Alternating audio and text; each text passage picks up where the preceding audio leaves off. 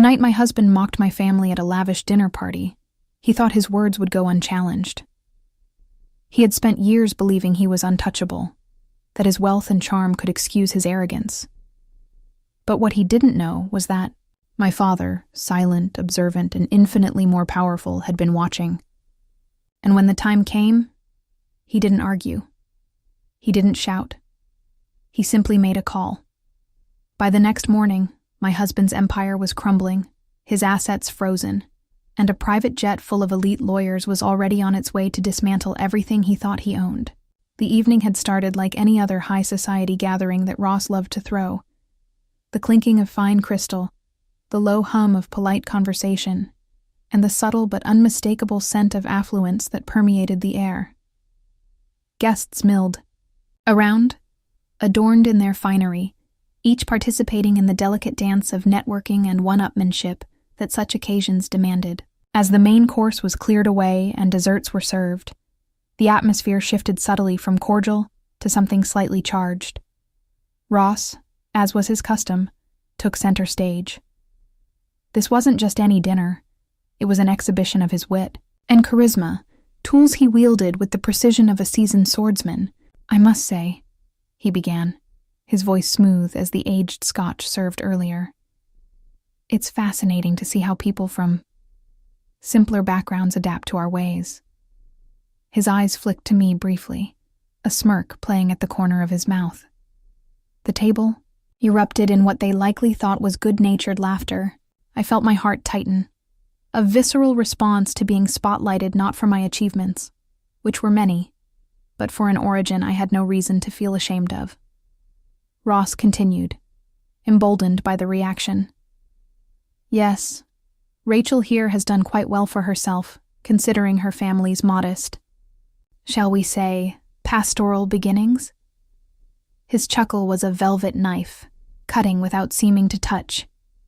The laughter grew, and I saw in the eyes of the guests not malice, but something worse, indifference. It was the kind of scorn reserved for those considered too low to be a threat, too irrelevant to be taken seriously. But as Ross's words hung in the air, something within me stirred, a silent, fierce defiance that refused to be quelled. "It's true. I come from a different background." I spoke up, my voice carrying clearly over the chuckles. The room quieted, surprised by my audacity to interrupt. A background where people value hard work and respect, qualities that, unfortunately, seem to be in short supply here. I stood, feeling every eye on me, their gazes now not mocking but attentive, wondering how this scene would unfold. "Ross, perhaps instead of mocking where I come from, you should focus on where you're heading. Because let me tell you, no amount of money can buy decency, and no amount of disdain can diminish the dignity of honest work." My departure from the room wasn't just physical. It was a departure from the role I had unwittingly played. The agreeable wife, the silent spectator to my own diminishment.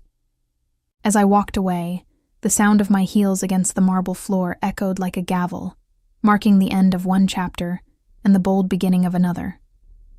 Outside, the cool air was like a whisper of freedom, and the city lights stretched before me, not as barriers but as beacons. It was a moment of reclamation, of recognizing that my value wasn't dictated by the ignorance of a man who believed wealth equated to worth. In the solitude of my car, the silence was not empty. It was full of potential. With each mile I drove, I left behind the stifling constraints of a life built around someone else's superiority. I was not just moving away from Ross. I was moving toward a new self, one forged in the realization that I was no one's lesser. The night was no longer dark. It was alive with the promise of new beginnings, of opportunities unbound by the shallow judgments of a shallow man. And as dawn broke, its light was not just the start of a day, but the start of a new era. One where I stood unashamed and unbound. As I drove away from the lavish home that had become a prison of pretense, my heart was a tangled mess of emotions. Anger, embarrassment, and a strange sense of liberation mixed together in a heady brew. Ross's words had stung deeply, not because they were true, but because they were meant to wound. Yet, as the city lights blurred past, each one seemed to ignite a spark of defiance within me. The next morning, I woke up with a purpose. I realized that to let Ross's words define me would be to give him a power he did not deserve. Instead, I chose to define myself through actions. My first step was to reconnect with the roots I had been mocked for. I visited my parents' home, the very emblem of the simple life Ross had scorned. As I walked through the familiar, lovingly tended garden, my father's words echoed in my ears. Dignity isn't found in wealth, Rachel, but in how you treat those with none. Fortified by my family's support, I began to lay the foundations for my independence. I reached out to old colleagues and friends, reigniting connections that had been neglected in the shadow of Ross's towering ego. I started consulting on small projects, using the skills I had honed over the years, not just in business, but in resilience and innovation. Each successful project rebuilt a piece of the self-esteem Ross had tried to erode. With every client who thanked me, every deal I negotiated on my terms, I felt stronger. I wasn't just recovering, I was reinventing myself. My small apartment became a war room, with plans and projects spread out across every surface. The woman who had once doubted her worth now saw a future bright with possibility. This resurgence wasn't just about proving Ross wrong. It was about proving to myself that my past was not a weakness, but a source of strength. I immersed myself in community projects, offering my expertise to those who were striving to better their own lives. Seeing others grow helped me heal, and every act of kindness returned tenfold, further solidifying my resolve. As I built this new life, I realized that Ross had inadvertently given me a gift, the impetus to rediscover and assert my true self. No longer confined by someone else's narrative, I was free to create my own. The pain he had inflicted was real, but so was my determination to rise above it and thrive. By the time the leaves began to turn, marking the arrival of a crisp new autumn, I had not only moved on, I had moved up. I was no longer just surviving. I was leading, thriving, and most importantly, I was happy. The emotional pain had been transformed into a driving force, propelling me towards a future that I shaped with my own hands. The chill of autumn was more than just a change of seasons as I made my way to my father's stately home, nestled in a neighborhood that whispered tales of bygone eras with every gust of wind rustling through the aged leaves. Today's visit carried a weight far beyond any usual family gathering.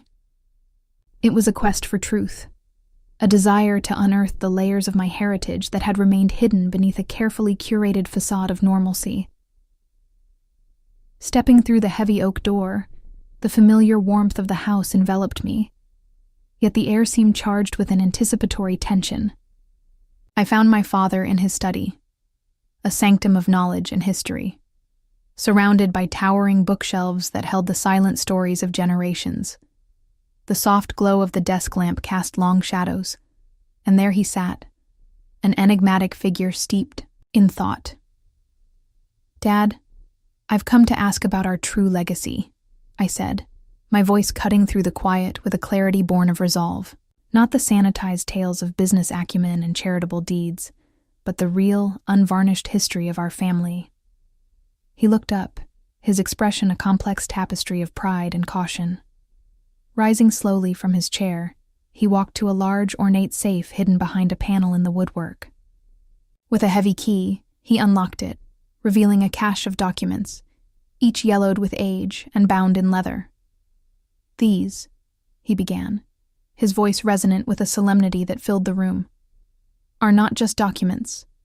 They are the hidden chapters of our influence, records of our family's pivotal role in shaping not just markets, but the fate of nations." He handed me a photograph of a young man, undeniably him, standing alongside several figures whose faces were blurred. This was taken at a covert summit where we brokered peace in a region teetering on the brink of war. Our family's influence, while never public, has been instrumental in crafting the modern geopolitical landscape. As we delved deeper, Each document revealed more of our clandestine involvement in world affairs. There were signed treaties that had averted wars, secretive trade agreements that had redirected global economies, and quiet coalitions that had toppled dictators and erected leaders. Why was all this kept from me?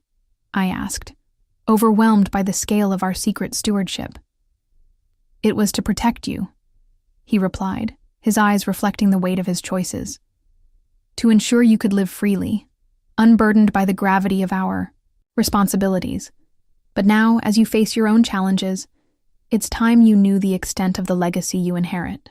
The hours that followed were a journey through history, guided by my father's narratives. He recounted our family's role in ending the Cold War, in stabilizing the Middle East, in the economic rise of Asia, and in pioneering the technologies that defined the digital age, all orchestrated from the shadows, all aimed at maintaining a delicate balance that benefited humanity. This power we wield comes with immense responsibility, he explained. It's about stewardship, not just of wealth or influence, but of the very course of human progress. As night encroached and the study was bathed in the soft luminescence of the moonlight, I felt a profound shift within me. The legacy I was to carry forward was daunting, yet inspiring. It wasn't merely about wealth or influence. It was about the wisdom to use that power judiciously for the greater good. Leaving the study, the house seemed to echo with the whispers of past decisions that had shaped the world. Stepping out into the crisp autumn air, the reality of my family's secret contributions to the world was no longer just a narrative. It was my legacy to uphold.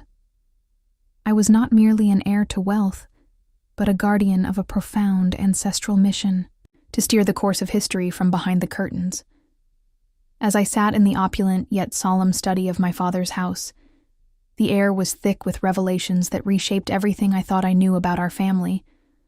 The secrets uncovered about our vast influence and the clandestine workings of our legacy were overwhelming. Yet another piece was about to fall into place, one that would change my personal life dramatically. Dad, you've shown me how our family has maneuvered through the corridors of global power. But why reveal all this to me now? I asked, the question hanging heavily in the room. He looked at me with a seriousness that bordered on sorrow. Rachel, there's more you need to know. It's about Ross, he said, his tone grave. My heart skipped a beat at the mention of my husband's name, tinged with a mix of anger and anticipation. Ross hasn't been honest with you, or with anyone else for that matter, my father continued, his voice a low rumble of contained anger. His business successes, his charm, all of it. Much of it is a facade, one that I've allowed him to maintain. Because you loved him. I felt a chill run down my spine. What do you mean, allowed him to maintain? I pressed, needing to understand the full scope of the deception. Your marriage to Ross was monitored by me from the beginning. I've had him investigated after I noticed certain discrepancies in his business dealings, he disclosed, each word carefully chosen but heavy with implication. How did you monitor him? I asked, my voice barely above a whisper. With our resources, it was simple to keep an eye on his finances, his business meetings, even his personal exchanges. I had to protect you, to ensure that you weren't marrying a charlatan, my father explained, his expression pained by the admission. The depth of his surveillance was shocking, yet part of me felt a twisted relief. Ross's recent behavior and cruel remarks at the party hadn't been an anomaly. They were part of a broader pattern of disrespect and manipulation. So, what did you find out? I inquired, bracing myself for more truths. Ross has been involved in numerous dubious deals, ones that could easily land him in jail. He's laundered money, engaged in corporate espionage, and worse, my father revealed, his face a mask of disgust and disappointment. I've compiled enough evidence to take him down, legally and financially. Why haven't you acted on this before? The question burned in my mind. I hoped he would change, for your sake. But after what happened at the dinner, after seeing how Deeply he hurt you. I can't just stand by, he admitted, his resolve firm. What are you planning to do? I asked, a mix of fear and vindication coursing through me. With your permission, I'll take legal action against him. We can freeze his assets, expose his crimes, and ensure he pays for his actions, my father proposed, his tone indicating this was not just a suggestion, but a well-prepared plan ready to be executed. The decision lay heavy on my shoulders. It wasn't just about ending my marriage. It was about dismantling the life of the man I had loved. Yet, the betrayal and the potential harm his actions could bring to others if left unchecked made up my mind. Do it, I said finally, a sense of empowerment mixed with sorrow filling me. It's time to hold him accountable. My father nodded, a solemn agreement to exact justice. As I left his study, the weight of our family's power and influence had never been clearer. It was a tool, a weapon even, that could protect and punish. Ross had underestimated not just me, but the legacy I was part of. He would soon learn that our family's reach was long, and our commitment to justice unyielding. The decision to take action against Ross had been made, but as the wheels of justice began to turn, the reality of what was about to unfold hit me with full force. My father, with his vast resources and legal prowess, had set in motion a plan that was both a masterpiece of legal strategy and a stark reminder of the power our family wielded. The following week, we gathered in the privacy of our family's legal office, a room that had seen countless decisions of significant consequence. My father, alongside his team of elite lawyers and financial experts, laid out the plan in meticulous detail. The strategy was multifaceted, designed not only to bring Ross to justice, but to do so in a way that would recover any assets he had unlawfully taken and protect those unknowingly harmed by his actions.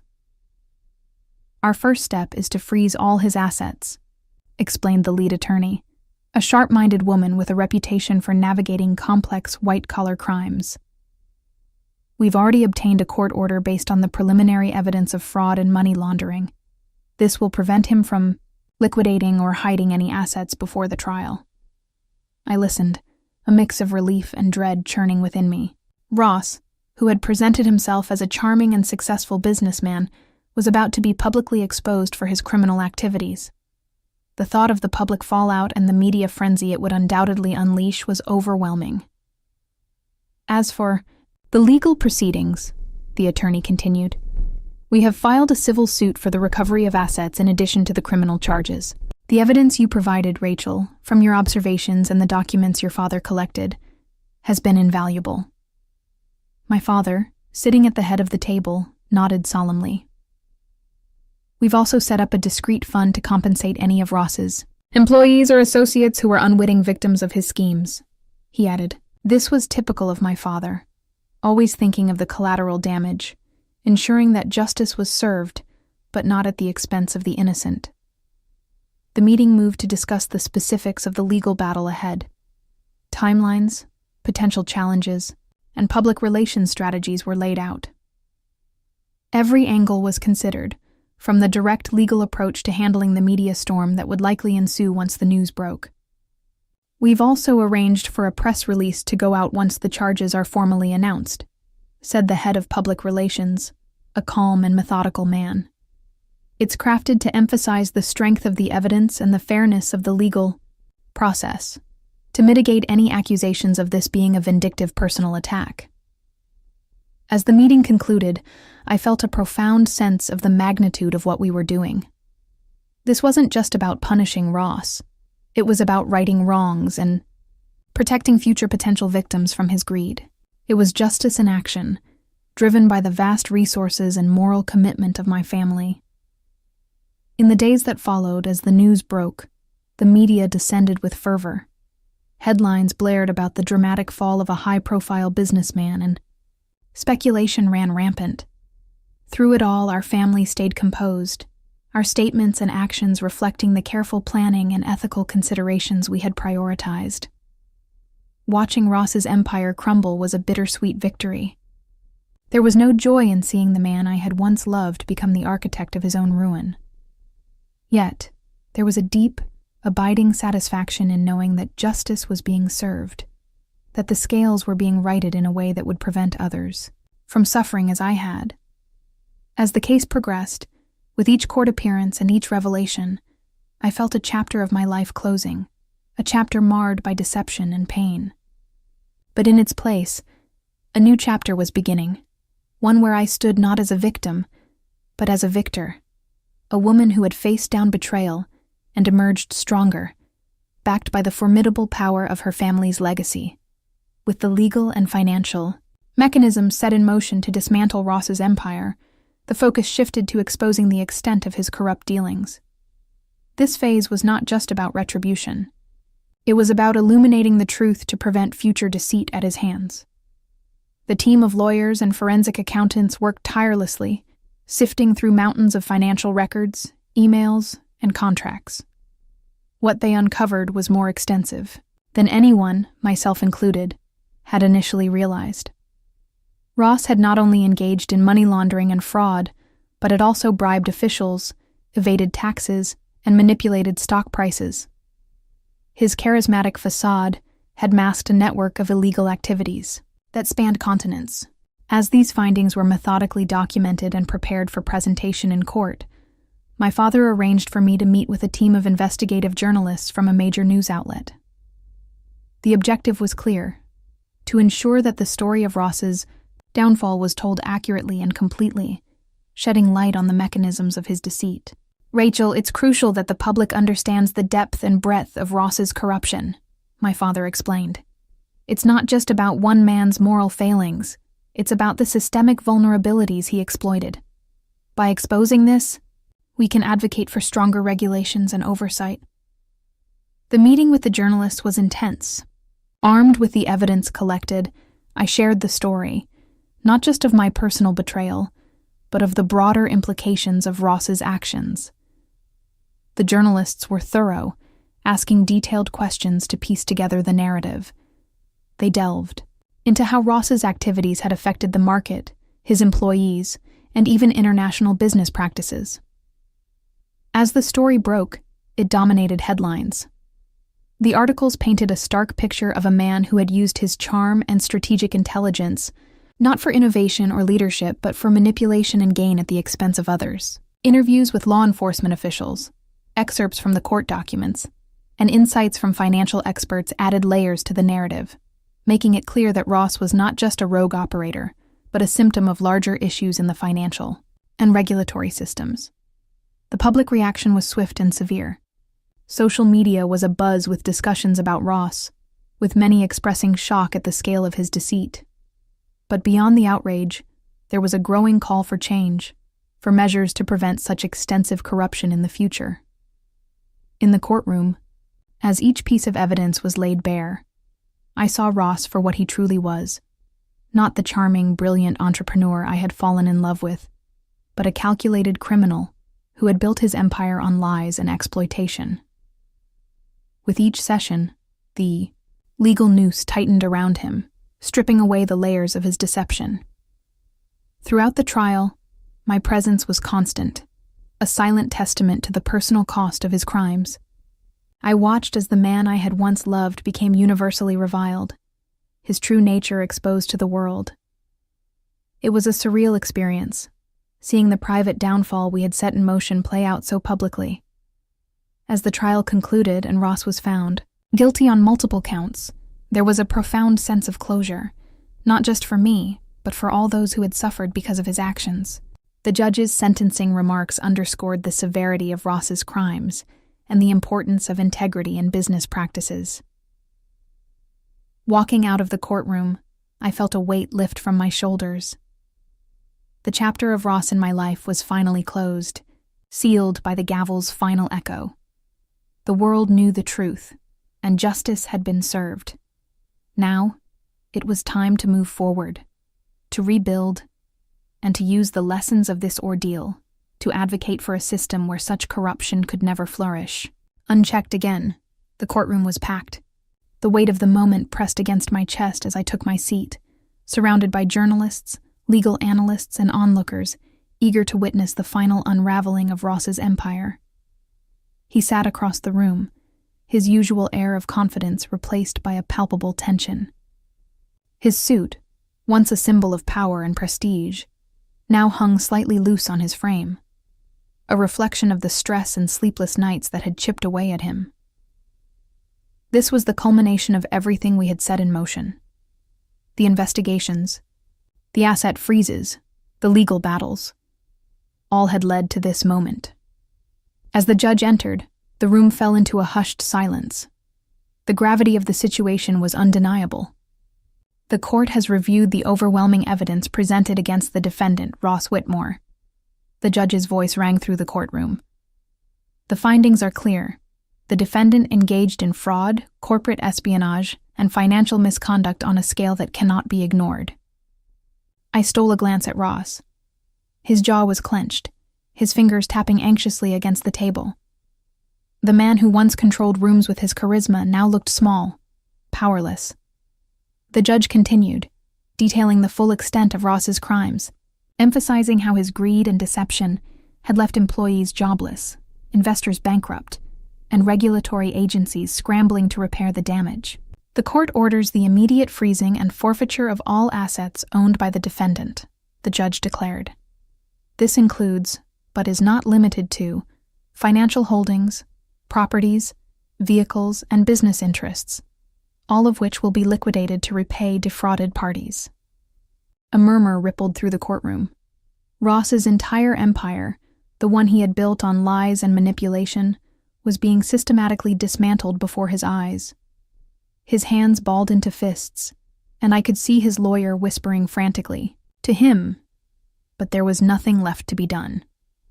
The law had spoken. As for sentencing, the defendant is hereby remanded into custody until further hearings determine the full length of his incarceration, the judge continued. The bailiffs approached, ready to escort Ross out of the courtroom. It was a moment I had envisioned in many ways, but seeing it play out in reality was something else entirely. Ross shot up from his seat. "Your Honor, this is a mistake. I was set up." His voice cracked, desperation bleeding into every syllable. "Rachel, tell them. You know this isn't fair." I met his gaze, but there was no sympathy left in me. He had made his choices that led him here. And now, for the first time, he was facing consequences he couldn't buy his way out of. The judge barely reacted to Ross's outburst, merely motioning for the bailiffs to proceed. As they gripped his arms, pulling him towards the exit, he fought, against them. But it was futile. The great Ross Whitmore, the man who once stood at the top of the corporate world, was being dragged out of the courtroom in disgrace. The media wasted no time. Reporters scribbled furiously, cameras clicked, and within minutes, the headlines would spread across every major network. Fallen mogul Ross Whitmore loses everything in court ruling. Ross Whitmore found guilty. Assets seized, facing jail time. As I stepped outside, the cool air filled my lungs. I had imagined feeling victorious in this moment, but the reality was different. This wasn't just about revenge or retribution. It was about closure. The damage he had caused would take years to repair, but at least now, justice had been served. As I walked away from the courthouse, I felt lighter than I had in years. The past was finally behind me, and the future, for the first time in a long while, was truly mine to shape. As I left the courthouse, a quiet realization settled over me. I was no longer the woman Ross had once controlled, manipulated, and belittled. The balance had shifted irreversibly. He had spent years ensuring that I felt small, insignificant, a mere accessory to his grandiose life. And now, stripped of his wealth, his reputation in shambles, and facing the cold reality of a prison sentence, he was the one left with nothing. I had spent years bending to his will, making myself smaller to accommodate his ego. But today, I walked taller, my heels clicking against the pavement like the sound of finality. The world that once belonged to Ross now belonged to me. The power he had wielded over me had crumbled, and in its place, a newfound strength had emerged. Later, that evening, I sat alone in my father's study, staring out over the city skyline. The twinkling lights below reminded me of how vast the world was, how much possibility still lay ahead. For so long, my future had been tied to Ross's ambitions, his goals, his name. But now, there was only me. And for the first time, that felt liberating rather than terrifying. My thoughts were interrupted by the buzz of my phone. I glanced at the screen. Ross. I hesitated for only a moment before answering. His voice was raw, desperate. "Rachel, please, you have to help me." I exhaled slowly, bracing myself. "Help you?" I repeated, the disbelief evident in my tone. "Ross, do you even hear yourself? After everything you've done?" He didn't acknowledge my question, didn't apologize. Instead, he went on about how the court ruling was unfair, how the media was out to get him, how people were turning their backs on him. It was always someone else's fault, never his. "You have influence, Rachel," he pleaded. "You could talk to your father, to the lawyers. Get them to reconsider." I almost laughed at the irony. Ross, the man who had belittled me for years, who had mocked my background, who had seen me as nothing more than a decorative piece in his life, was now begging me for mercy. "I don't owe you anything," I said, my voice steady, resolute. "You made your choices, Ross. You built your empire on lies, and now you're facing the consequences." There was silence on the other end of the line. When he finally spoke again, his voice was quieter, almost broken. "So that's it? You're just going to let me rot?" I closed my eyes for a moment, considering my response. Did I feel pity for him? Maybe, but not enough to forget everything he had done. "Goodbye, Ross," I said simply, and hung up. I stared at the phone for a moment before setting it down. I expected to feel conflicted, maybe even guilty. But instead I felt lighter, stronger. Ross had always believed that power came from wealth, from control, from having people at his mercy. But true power, I was learning, came from something deeper.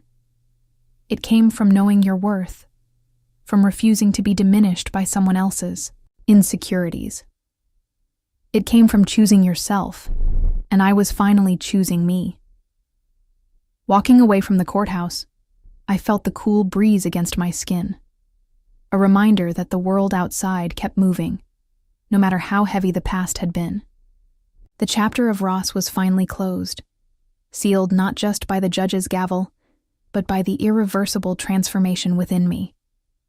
For so long, I had lived in his shadow, adapting to his world, his expectations, his version of reality. But now, I was free to write my own story, on my own terms. The days that followed felt surreal. The absence of Ross in my life was not a loss. It was a relief. No more walking on eggshells. No more second-guessing my worth. The silence in my home, once filled with tension and unspoken resentment, was now peaceful, welcoming. I had moved, out of the penthouse we once shared, leaving behind the marble floors and empty luxury that never really felt like home. In its place, I had chosen something different, a space that reflected me, not him. I reconnected with the parts of myself that had been buried under years of compromise. My passion for business, once sidelined to support Ross's ambitions, now had room to breathe. I launched my own consulting firm, built on integrity and transparency, the very qualities Ross had lacked. It was a small operation at first, but it was mine. Every decision, every client, every success belonged to me, and for the first time in years, I felt in control. The media frenzy surrounding Ross's downfall eventually faded. People moved on to the next scandal, the next high-profile trial. But for me, the impact lingered. I had spent years in a toxic marriage, and though I had walked away victorious, there were scars left behind. Healing wasn't just about winning. It was about rediscovering who I was before Ross and who I wanted to be after him. Therapy helped. Not because I needed to understand Ross, he was the product of his own greed and arrogance, but because I needed to understand why I had stayed as long as I did. Why I had tolerated the condescension, the manipulation. The answers weren't simple, but they were necessary. I refused to carry any part of Ross with me into my future. And then there was love. Not the kind that swept me off my feet in a whirlwind of grand gestures and expensive gifts. No, this was different. This was a slow, steady rediscovery of what it meant to trust, to be seen for who I truly was, not for the image someone else wanted to create. I wasn't in a rush. Love was no longer something I needed to prove my worth. It was something I would welcome when it felt right, when it felt real. More than anything, I embraced independence. I traveled alone for the first time in years, standing at the edge of new cities without the weight of someone else's expectations pressing down on me. I took risks, not because I had to, but because I wanted to.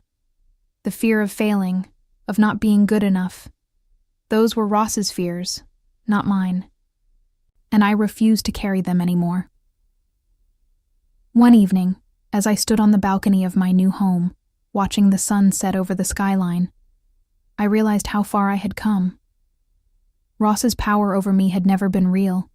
It had only been the illusion of power, one I had unknowingly allowed him to hold.